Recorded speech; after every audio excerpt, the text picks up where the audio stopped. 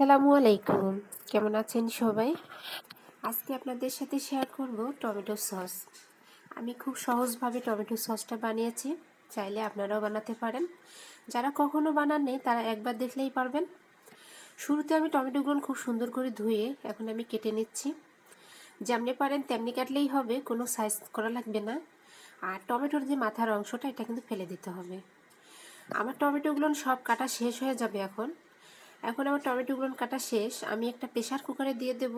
Pressure কুকারে দিলে তাড়াতাড়ি সেদ্ধ হয়ে যাবে আর কাজটাও খুব দ্রুত হয়ে যাবে, সময় কম লাগবে।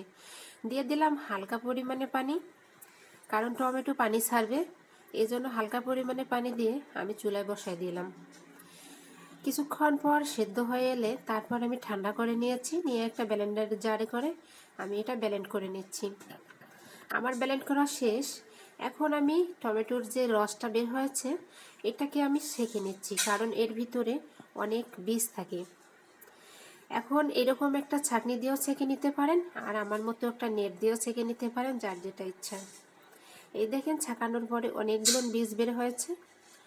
তারপর আমি এখন দ্বিতীয় স্টেপে চলে যাব। চুলায় একটা পাত্র দিয়ে দিয়েছি।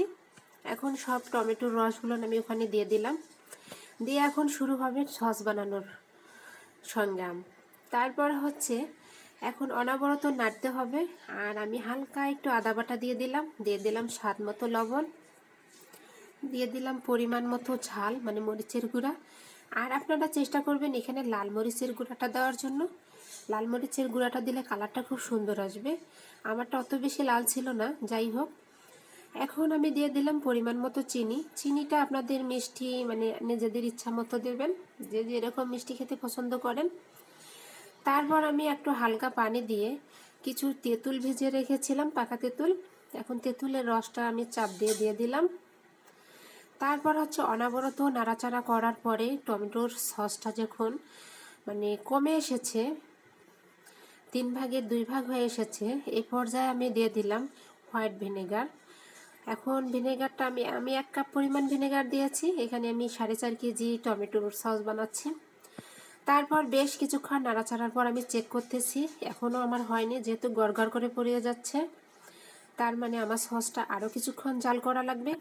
আমি আরও 15-20 মিনিট জাল করার পরে এই তো আমার সসটা এরকম হয়েছে, এখন আর গড়গড়িয়ে পড়ে যাচ্ছে না। আমার সসটা বানানো শেষ, আমি ঠান্ডা করে নিয়েছি।